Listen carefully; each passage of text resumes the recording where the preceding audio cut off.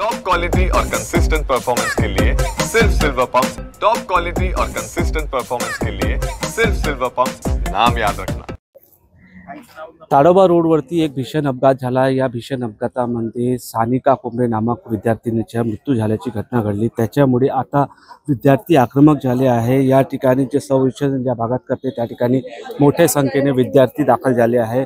जोपर्यंत कंपन्सेशन भेटत नाही तोपर्यंत पोस्टमॉर्टम होणार नाही अशी भूमिका या ठिकाणी या विद्यार्थ्यांनी घेतली आहे। मोठ्या संख्येने या ठिकाणी विद्यार्थी उपस्थित आहे आणि दंगा नियंत्रण देखील या ठिकाणी आला आहे। मोठा पोलिसांचा फोर्स फाटा या ठिकाणी आल्याचे चित्र दिसून येत आहे। नेमकी काय मागणी आहे हे आपण जाणून घेऊ। भाऊ, काय सांगाल तुम्ही, कशासाठी तुम्ही आंदोलन करताय, काय मागणी आहे?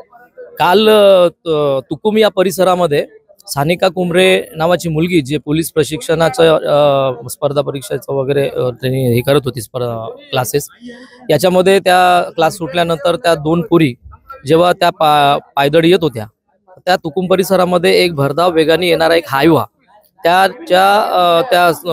धक्क्यामध्ये ॲटो आणि इतर गाड्या पण आणि सोबत या दोन मुली आल्या। त्या अपघातामध्ये जागीच एक सानिका कुंभरे नावाची पोरगी मृत्युमुखी पडली। दुसरी पोरगी सिरियस आहे, तिला क्राइस्ट हॉस्पिटलला ऍडमिट केलं आहे। मात्र विषय असा आहे की ते गरीब परिवारातल्या पोरं बाहेर गावातून इथे चंद्रपूर शहरामध्ये आल्यानंतर त्यांना ही घटना, दुर्दैवी घटना घडली। विषय असा आहे की हे सगळे विद्यार्थी आहेत, आदिवासी समाज मोठ्या प्रमाणात, इतर लोक सगळे आहेत। आता त्या पोरांचं म्हणणं असं आहे की त्या परिवाराला जो मूळ आधार होता, ती मुलगी जी शिकली असती, मोठी झाली असती, एक स्वप्न बघितलं होतं आई वडिलांनी, मात्र ते त्यांचं स्वप्न भंग झालं आणि तो आधार गेला। त्याच्यामुळे त्यांची हालाकीची परिस्थिती आहे। पुन्हा अशा परिस्थितीमध्ये ते जे गाडी मालक आहे, ऑनर आहेत, त्यांनी इथे येऊन त्यांच्यासोबत बोलणं करावं, काही कंपन्सेशन द्यावं, असं त्यामुळे त्यांना एक आधार मिळेल असे एक रास्त मागणी आहे त्यांची। मात्र कालपासून तो ओनरनी कुठलाही त्यांच्याशी संपर्क केला नाही। या सगळ्या गोष्टीमध्ये पोलीस प्रशासनाला वारंवार या गोष्टी सांगितल्यानंतर पोलीस प्रशासन कायद्याच्या बाजूने करत असलेल्या सगळ्या गोष्टी सांगत आहेत।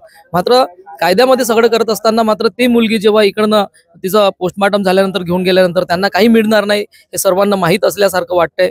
म्हणून सगळे मिळून म्हणतात की त्यांना तात्काळ इकडे बोलवा, काही कंपन्सेशन द्या आणि त्यामुळे त्यांना त्या परिवाराला आधार मिळेल, असं भूमिका आहे सगळ्या विद्यार्थ्यांची। या ठिकाणी जिल्हा सामान्य रुग्णालयामध्ये सगळे विद्यार्थी उपस्थित आहे आणि या विद्यार्थ्यांच्याकडून हेच सांगण्यात येत आहे की जोपर्यंत या परिवाराला मुआवजा मिळत नाही तोपर्यंत बॉडी देणार नाही, पोस्टमॉर्टम होणार नाही। निलेश दहाट, TV9 मराठी, चंद्रपूर।